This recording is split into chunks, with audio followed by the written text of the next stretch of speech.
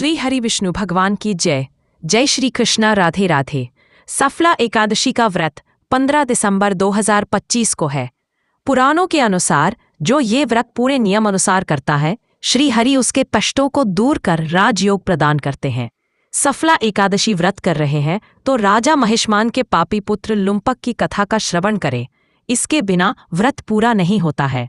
आइए सुनते हैं सफला एकादशी की पौराणिक व्रत कथा। मोक्षदा एकादशी की व्रत कथा को सुनकर अर्जुन ने प्रसन्न होते हुए कहा, हे कमल नयन, मोक्षदा एकादशी की व्रत कथा सुनकर मैं धन्य हो गया। हे मधुसूदन, अब आप पौष मास के कृष्ण पक्ष की एकादशी की महिमा बताने की कृपा करें।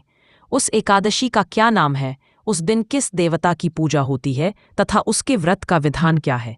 मुझ पर कृपा करते हुए यह सब आप मुझे विस्तार पूर्वक बताएं।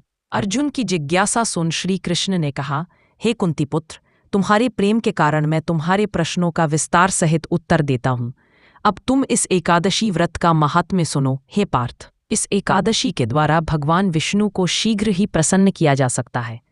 पौष माह की कृष्ण पक्ष की एकादशी का नाम सफला एकादशी है। इस एकादशी के आराध्य देव नारायण हैं।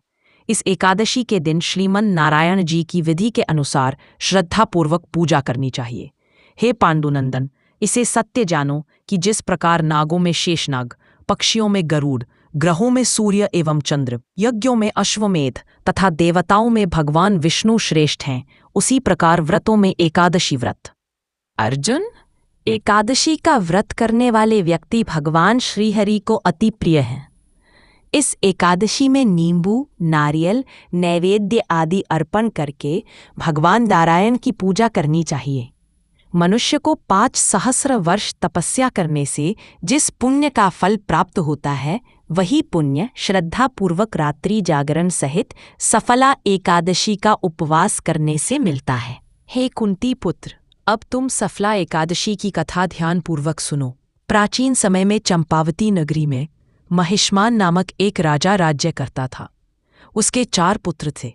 उसका सबसे ज्येष्ठ पुत्र लुम्पक अत्यंत दुष्ट एवं महापापी था। वह सदैव पर स्त्री गमन में तथा वेश्याओं पर अपने पिता का धन व्यय किया करता था। देवता, ब्राह्मण, वैष्णव आदि सुपात्रों की निंदा करके वह अति प्रसन्न होता था। सारी प्रजा उसके कुकर्मों से अत्यंत दुखी थी, परंतु युवराज होने के कारण सभी चुपचाप उसके अत्याचारों को सहन करने को विवश थे तथा किसी में भी इतना साहस नहीं था कि कोई राजा से उसकी शिकायत करता। परंतु पाप अधिक समय तक गुप्त नहीं रहता है। एक दिन राजा महिष्मान को लुम्पक के कुकर्मों का पता चल ही गया। तब राजा अत्यधिक क्रोधित हुआ तथा उसने लुम्पक को अपने राज्य से निष्कासित कर दिया। पिता द्वारा त्यागते ही लुम्पक को अन्य सभी ने भी त्याग दिया। अब वह विचार करने लगा कि मैं क्या करूं, कहाँ जाऊं। अंत में उसने रात्रि को पिता के राज्य में चोरी करने का निश्चय किया। वह दिन में राज्य से बाहर निवास करने लगा तथा रात्रि में अपने पिता की नगरी में जाकर चोरी तथा अन्य पाप कर्म करने लगा। रात्रि में वह जाकर नगर के निवासियों को मारता तथा कष्ट देता। वन में वह निर्दोष पशु पक्षियों की हत्या कर उनका भक्षण किया करता था। किसी किसी रात्रि में जब वह नगर में चोरी आदि करते पकड़ा भी जाता तो राजा के भी से पहरेदार उसे छोड़ देते थे। कहते हैं कि कभी कभी अज्ञानतावश प्राणी ईश्वर की कृपा का पात्र बन जाता है। ऐसा ही कुछ लुम्पक के साथ भी हुआ, जिस वन में वह रहता था। वह वन भगवान को भी बहुत प्रिय था। उस वन में एक प्राचीन पीपल का वृक्ष था तथा उस वन को सभी लोग देवताओं का क्रीड़ा स्थल मानते थे। वन में उसी पीपल के वृक्ष के नीचे महापापी लुम्पक रहता था। कुछ दिवस पश्चात पौष मास के कृष्ण पक्ष की दशमी के दिन वस्त्रहीन होने के कारण लुम्पक तेज ठंड से मूर्छित हो गया। ठंड के कारण वह रात्रि को शयन भी नहीं कर सका तथा उसके हाथ पैर अपड़ गए। वह रात्रि अत्यंत कठिनता से व्यतीत हुई, किंतु सूर्योदय होने पर भी उसकी मूर्छा भंग नहीं हुई। वह ज्यों का त्यों पड़ा रहा। सफला एकादशी के मध्याह्न काल तक वह पापी मूर्छित ही पड़ा रहा। जब सूर्य के तपने से उसे कुछ गर्मी मिली, तब उसे होश आया तथा वह अपने स्थान से उठकर किसी प्रकार चलते हुए वन में भोजन की खोज करने लगा। उस दिन वह शिकार करने में असमर्थ था, इसीलिए पृथ्वी पर गिरे हुए फलों को लेकर पीपल के वृक्ष के नीचे गया। तब तक भगवान सूर्य अस्ताचल को प्रस्थान कर गए थे। भूखा होते हुए भी वह उन फलों का सेवन न कर सका, क्योंकि कहाँ तो वह नित्य जीवों की हत्या कर उनका मांस भक्षण करता था और कहाँ वह फल ग्रहण करने को विवश है। उसे फल तनिक भी अच्छे नहीं लगे, अतः उसने उन फलों को पीपल की जड़ के समीप रख दिया तथा दुखी होकर बोला, हे ईश्वर, यह फल आपको ही अर्पण है, इन फलों से आप ही तृप्त हों। ऐसा कहकर वह रोने लगा तथा रात्रि में उसे निद्रा नहीं आई। वह रात्रि पर्यंत रुदन करता रहा।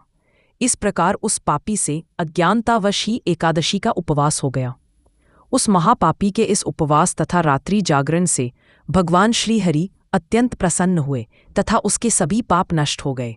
प्रातःकाल होते ही अनेक सुंदर वस्तुओं से सुसज्जित एक दिव्य रथ आया तथा लुम्पक के सामने खड़ा हो गया। उसी समय आकाशवाणी हुई, हे युवराज, भगवान नारायण के प्रभाव से तेरे सभी पाप नष्ट हो गए हैं। अब तू अपने पिता के समीप जाकर राज्य प्राप्त कर। आकाशवाणी को सुनकर लुम्पक अत्यंत प्रसन्न होते हुए बोला, हे प्रभु, आपकी जय हो। ऐसा कहकर उसने सुंदर वस्त्र धारण किए। तदुपरांत अपने पिता के समीप गया। पिता के समीप पहुंचकर उसने संपूर्ण कथा पिता को सुनाई। पुत्र के मुख से सारा वृत्तांत सुनने के पश्चात पिता ने अपना समस्त राज्य तत्क्षण ही पुत्र को सौंप दिया तथा स्वयं वन में चला गया। तदनंतर लुम्पक शास्त्रानुसार राज्य करने लगा। उसकी स्त्री, पुत्र आदि भी श्री विष्णु के परम भक्त बन गए। वृद्धावस्था आने पर वह अपने पुत्र को राज्य सौंपकर भगवान का भजन करने के लिए वन में चला गया तथा अंत में परम पद को प्राप्त हुआ।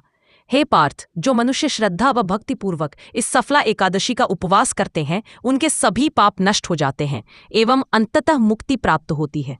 हे अर्जुन, जो मनुष्य इस सफला एकादशी के महात्म्य को नहीं समझते, उन्हें पूंछ और सींगों से विहीन पशु ही समझना चाहिए। सफला एकादशी के महात्म्य का पाठ करने अथवा श्रवण करने से प्राणी को राजसूय यज्ञ के समान फल प्राप्त होता है।